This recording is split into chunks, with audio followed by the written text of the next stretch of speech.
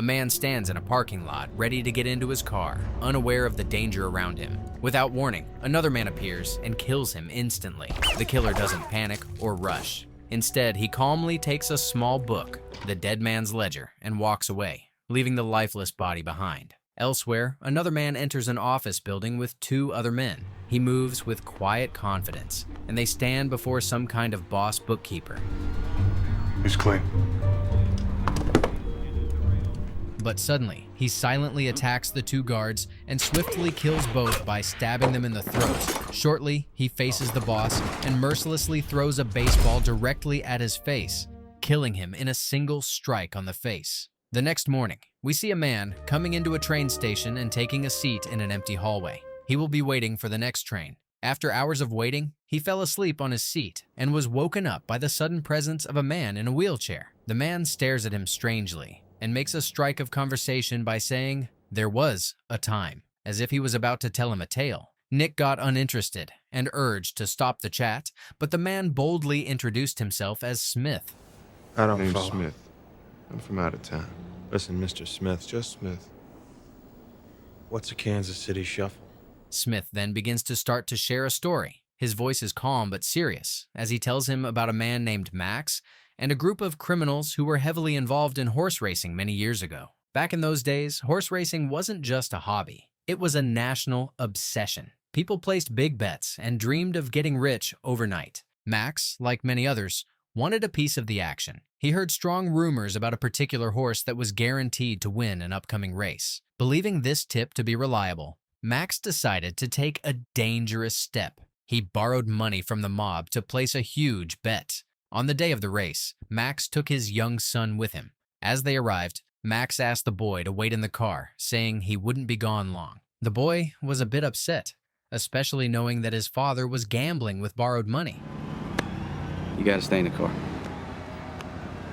Max tried to comfort him, saying the winnings would secure the boy's future and pay for his future Harvard school. He wanted his son to be a doctor and aimed high for the family. In addition, he believed he was doing the right thing, trusting the rumor completely and utterly trusting he would win. Next weekend, you and me go to a ball game. Max heads into the stadium and desperately hopes the horse he counted on wins. But what Max didn't know, however, was that the race had been rigged from the beginning. Yes, this is all the work of the rich and the upstairs people. It was never about luck or skill. It was a setup that was conceived in luxurious dinner parties. During the race, the horse Max bet on suddenly collapsed, and the loss ruined everything. Even before the race, a betting clerk had warned Max that failing to repay the mob could be deadly, but Max had ignored the danger, hoping everything would work out. After the race ended, Max returned to the parking lot only to find that his car and his son were gone. Henry! The worst had happened. The mob had kidnapped his boy. Max was soon taken as well. He was tortured in cruel and brutal ways, punished for losing money he didn't really have. Eventually, the mob killed both Max's wife and his only son. Back at the train station, just as Smith finishes telling the story, he stands up from his wheelchair unexpectedly and cracks the man's neck, murdering him without explanation and coldly. Everything fades as he loses consciousness. Smith then calmly loads Nick's body into the wheelchair and drives him into the parking lot. He then loaded him and drove a long distance, perhaps out of the city. Meanwhile, elsewhere, we see a black man coming out of a fancy hotel. However, just as he looks around, he is hit by a sniper and killed. Far from that disturbing scene, a young man named Slevin Kalevra stands in a bathroom, wiping leftover shaving foam from his face. Suddenly, there's a loud knock at the door. Slevin, wearing only a towel, walks over and opens it, expecting maybe a neighbor or a delivery. It took you long enough.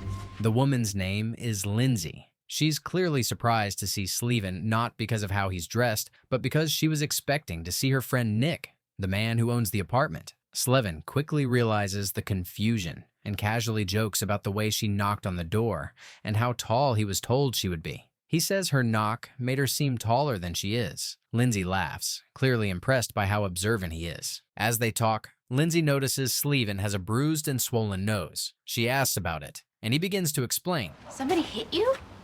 Yeah, I was kind of expecting it, though.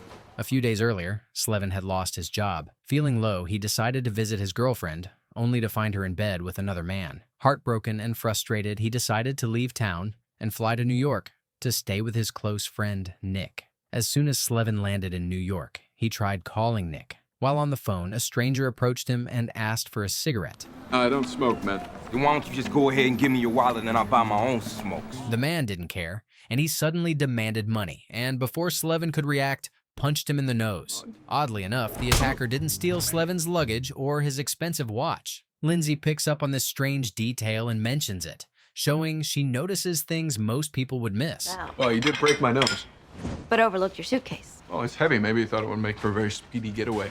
Slevin is charmed by her cleverness, but doesn't like how confronting she is. Lindsay then asks about Nick's current whereabouts. Slevin admits that Nick still hasn't shown up. He was supposed to meet Slevin at the apartment, but never did. Slevin says the apartment door was unlocked, so he let himself in to wait. As they talk, the phone rings. Slevin picks it up, but the caller quickly hangs up without saying a word. Curious, Lindsay dialed the last number that called and waited to hear the other line. When she did, she hung up, saying she dialed the wrong number. But by doing this, she knew the last person Nick contacted was from a place called the Hotel Cheval. Her curiosity grows. She believes Nick may be in trouble, and that the call from the hotel might be a clue. We don't know that anything didn't happen to Nick. Look, he said he was going to meet you. You're here. He's not. The door was open, and bad things happen wherever you go. Intrigued, Lindsay sees this as a mystery. She rushes off to work, but forgets the sugar she came to borrow. Just as Slevin drops his towel to get dressed, she returns. Laughing at the awkward moment, she invites him to meet her later to look into Nick's disappearance. Then comes another loud knock. Two intimidating men burst in. They claim to work for the boss and believe Slevin is Nick. Slevin insists they're mistaken. His wallet was stolen in the earlier attack, so he has no ID. The men don't care. I'm not the guy you're looking for. I don't live here. Yeah, well, you look like the guy that lives here. Who are you? I'm Slevin. You got some ID? They've been ordered to bring in whoever is in the apartment. They punch Slevin and take him to a penthouse where the boss resides. This man is powerful and dangerous. Slevin stays composed as they talk. Well, listen, your boys Elvis and Slow picked up the wrong guy. Their exchange is slow, laced with threats and clever remarks. Eventually, the boss reveals the issue. Nick owes him $96,000. Because I'm not Maybe Nick. I want to give you $96,000. No. Do you want to give me $96,000? No. Slevin is now much more confused than before, and he humbly asked if there is a chance he could meet with Slim, the guy the boss mentioned earlier. Then Slevin was taken to a secluded area where the guy Slim sits in a frozen room, deaf and unresponsive to the boss who calls out to him. This is the same guy that we saw being murdered in a parking lot at the beginning of the movie. Ever since somebody shot him, old Slim went deaf. Fearing for his life, Slevin confessed that he might not be able to pay him back his $96,000. Now, since Slevin is in Nick's place and can't prove who he really is, the boss gives him an ultimatum. He can either come up with the money or carry out a task. Years ago, the boss had a beloved son who was murdered, and now he is seeking vengeance and retaliation. It's now revealed that the man behind the murder was a rival crime boss known as the Rabbi. The boss now wants to return the blood of his son but can't risk doing it himself. Instead, he wants Slevin to kill the Rabbi's son, a man known as the Fairy. His nickname comes from his openly gay lifestyle. Why do they call him the Fairy? Because he's a fairy. Slevin, shocked and cornered, sees no way out. With no money, no ID, and no idea where Nick is, he has no choice but to agree to killing the Fairy. While on his way out, he makes a casual joke, but what he gets in return is a merciless threat if he fails to satisfy the boss. Well, I don't suppose I have to say anything as trite and cliched as go to the police and you're a dead man. After Slevin leaves, the boss meets privately with Smith, the same hitman who earlier knocked out Nick at the train station. It becomes clear that Slevin was never meant to succeed. The boss has already hired Smith to kill the Fairy. Slevin is just a scapegoat, someone to blame when the murder happens. Elsewhere, a van parked near the boss's building watches everything. It's disguised as an old plumbing vehicle, but inside are two men who work as spies. Back at Nick's apartment, Slevin tries to act like everything is fine. Lindsay shows up again and insists they go to Hotel Cheval together to follow up on the mysterious call. She knows someone who works at the hotel who can help them check the call records. As they talk, Slevin picks up a newspaper and reads a story on the front page. It's about a man named Hopkins who has gone missing. And we can find out what room the call came from. She should be calling any minute. I know this guy. This catches Lindsay's attention, especially because Hopkins had previously been connected to other mysterious disappearances. Her instincts tell her something big is happening. Slevin tells her that he met him earlier, but he was dead, and that he saw him in a walking freezer. Curious, she asked why he is still wearing a towel and where he went in between. But before he could do so, Lindsay receives a call and rushes to answer, thinking it might be her hotel contact. As she's away, Slevin gets dressed. But before he can finish, there's yet another knock at the door. This time, two men dressed in traditional Hasidic Jewish clothing stand outside. Someone named Shlomo knows you. That is your only concern. They tell Slevin that someone named Shlomo wants to speak with him. Slevin insists he doesn't know anyone by that name. But once again, words mean nothing for the men appearing on his front door. The men punch him and take him away, this time to meet the rabbi. On the drive, Slevin notices something strange. The rabbi's building is directly across from the boss's building. The henchman tells Slevin that the rabbi and the boss used to be close friends, practically brothers, but now they're bitter enemies. They've both locked themselves away in their towers, each one refusing to back down or show weakness, which makes them fear to leave the building they live in. Let me guess, all the way up?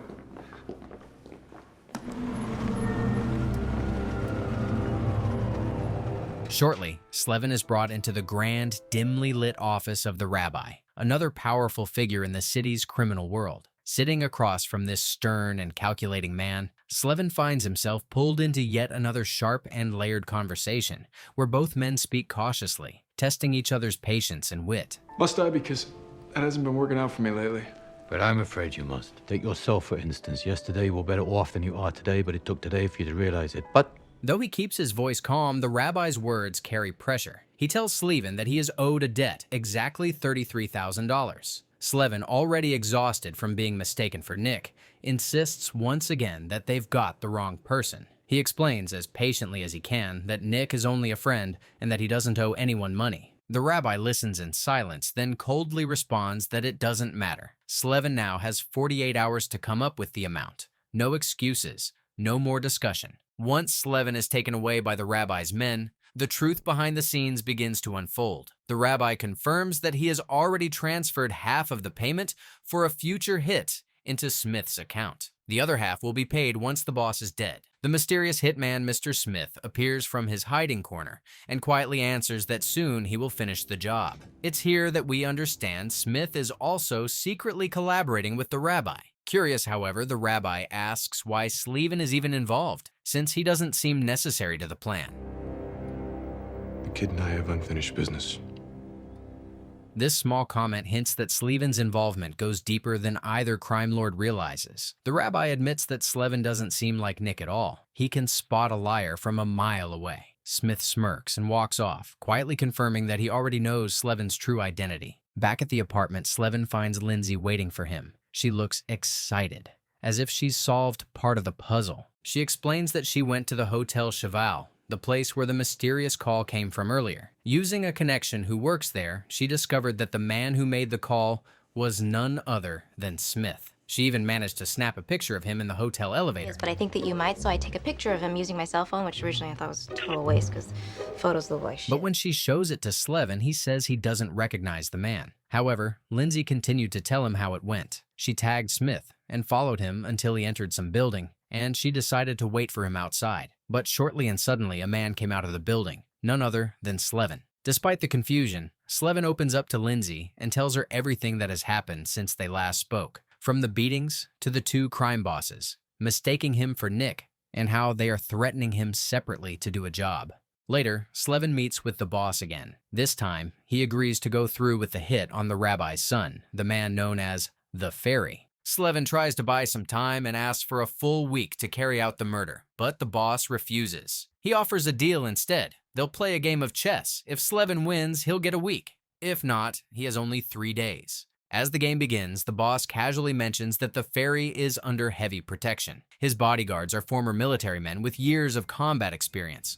What's more, the ferry wears a panic amulet around his neck. If he presses it, armed guards will arrive at his apartment within 5 seconds. Meanwhile, more pieces of the puzzle fall into place. Smith, who has been moving in the shadows, turns out to be the one who created Nick's debt. His true plan is even darker. He intends to kill both Slevin and the ferry, making it appear as if they killed each other in a lover's dispute. When the chess game ends, Slevin loses. The boss stands firm. Slevin now has only 3 days to complete the job.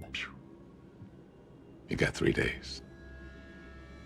After he is done with the boss, Smith comes out of his corner and walks around the room while Slevin is there. Slevin looks at him with skepticism, thinking who he could be and how Lindsay was right about Smith. Outside the building, a group of detectives sitting in a parked minivan spot Slevin leaving. They're hunting for Nick Fisher, so they're confused.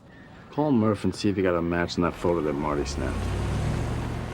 They wonder who this man is. He's living in Nick's apartment, being hunted by crime bosses, and now he's entering their investigation. On top of that, they've received information that a notorious hitman known as Good Cat has returned to the city. That name alone puts them on high alert. Who's Good Cat? Real heavy hitter.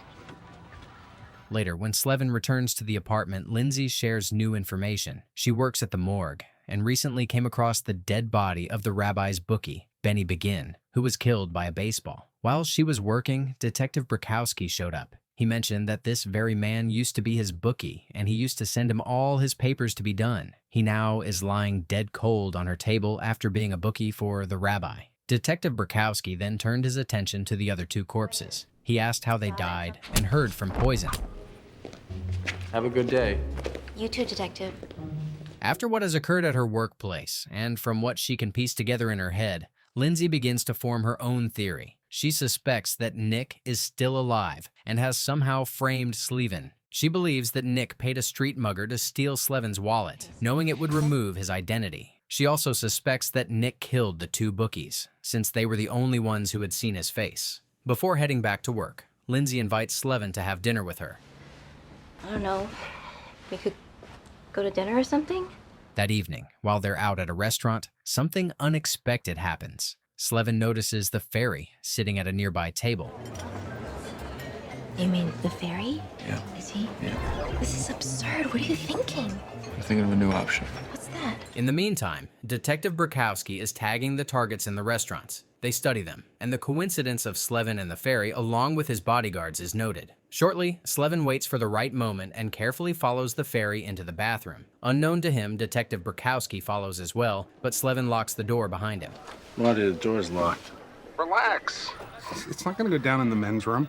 After dinner, Slevin reveals to Lindsay that he had pretended to be gay and arranged a meeting with the ferry earlier to get close to him. He also tells her that Detective Brakowski confronted him in the restroom. The detective admitted he was assigned to arrest Nick, but Nick has mysteriously vanished. He knows for sure that Slevin isn't Nick, but he wonders who Slevin really is and what he's up to. Still, Brakowski believes there's some kind of connection between the rabbi, Smith, and Slevin. Later that night, Lindsay and Slevin return home together. They share an intimate night, unaware of how tangled the danger around them has become. But for now, the duo are bonding, and Lindsay feels excited when she is with Slevin, something about him being unexpected and unpredictable. The next morning, Slevin dresses up and goes out to get 2 coffees for him and Lindsay. But on his way, he is stopped by the police. I already talked to your buddy.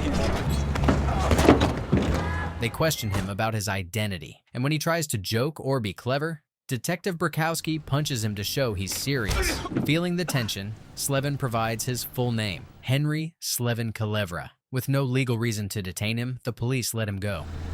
Last chance to come clean. Take a walk. Later, 2 of the boss's henchmen arrive at the apartment and deliver a suit to Slevin. They then escort him to his meeting with the ferry. Meanwhile, outside the apartment building, something shocking happens. The rabbi's henchmen are found dead in their car, taken out by the boss's men. Slevin arrives at the ferry's apartment dressed formally, looking calm. Once inside, the ferry tells him to grab a drink and wait while he changes. But before anything progresses, Slevin pulls out a gun and quickly shoots the ferry in the chest. As Slevin approaches the ferry to apologize for what he's done, the front door begins to open, unbeknownst to him. Just then, Smith enters the room and raises his gun at Slevin. But instead of shooting him, he shoots the ferry in the head. This confirms Smith and Slevin are working together. That was close. Yeah.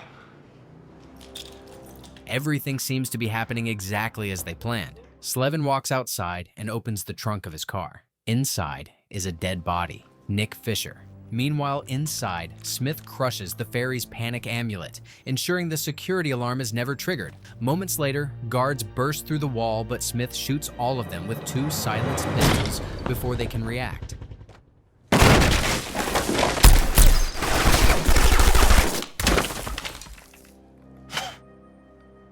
Slevin then drags Nick's corpse and lays it beside the ferry's. The setup is complete. The 2 men are posed to make it appear they died in a violent romantic dispute. Shortly after, the apartment is rigged with explosives and blown up, while Smith and Slevin walk away unnoticed. But the revenge doesn't end there. Smith and Slevin ride the elevator to the boss's office. On the way up, they kill his remaining bodyguards. Once inside, Smith confronts the boss, while Slevin leaves to visit the rabbi one last time. The boss, angered at how obvious the murder setup appears, expresses frustration, but admits that his satisfaction from revenge exceeds his anger. He vows that if the rabbi wants war, he'll get one. Meanwhile, Slevin hands a briefcase to the rabbi, claiming it contains the money he owes. A lot of people have been thinking I'm somebody else these days. It caused quite a bit of confusion. Using the wrong name will do that.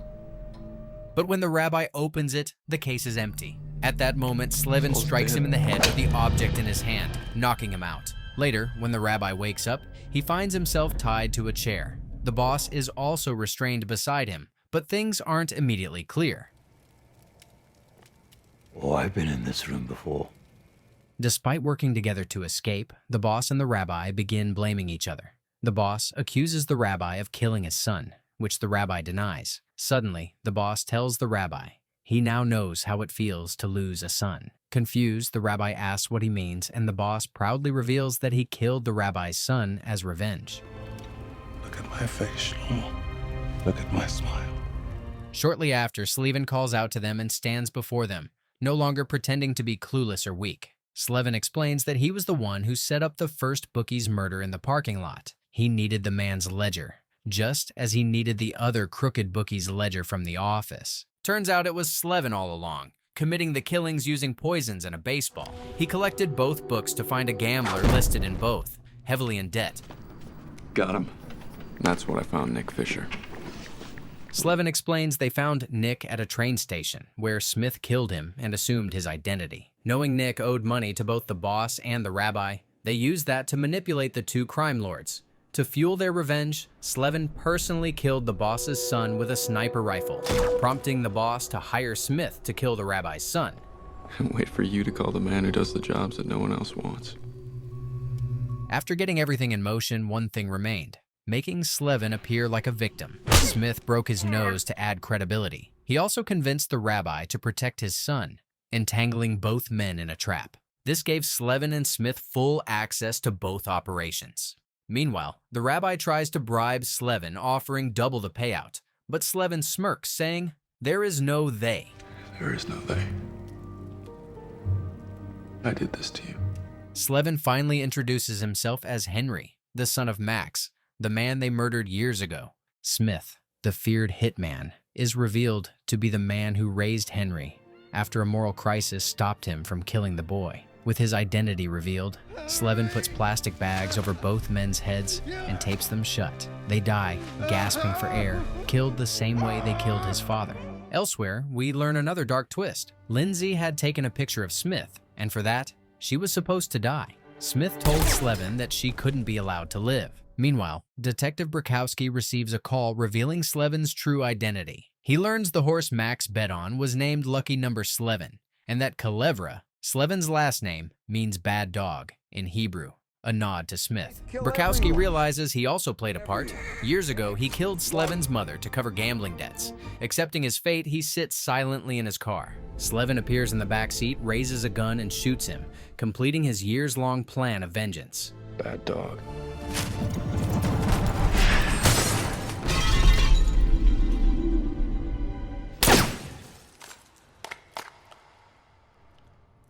At a train station, Slevin stands quietly, watching people pass. Lindsay appears beside him, alive. It's revealed that Smith had told Slevin to kill her because she had evidence, but Slevin couldn't do it. Instead, he told her everything and helped fake her death. Smith, knowing the truth, chose to let her go. As a final gesture, Smith returns Max's old watch to Slevin, a symbol of the past they've finally avenged. Without saying much, Smith walks away. His part done, his debt repaid. I want to go home. Neither of us is going home for a long time, kid. My name is Good Cat. You can call me Mr. Good Cat.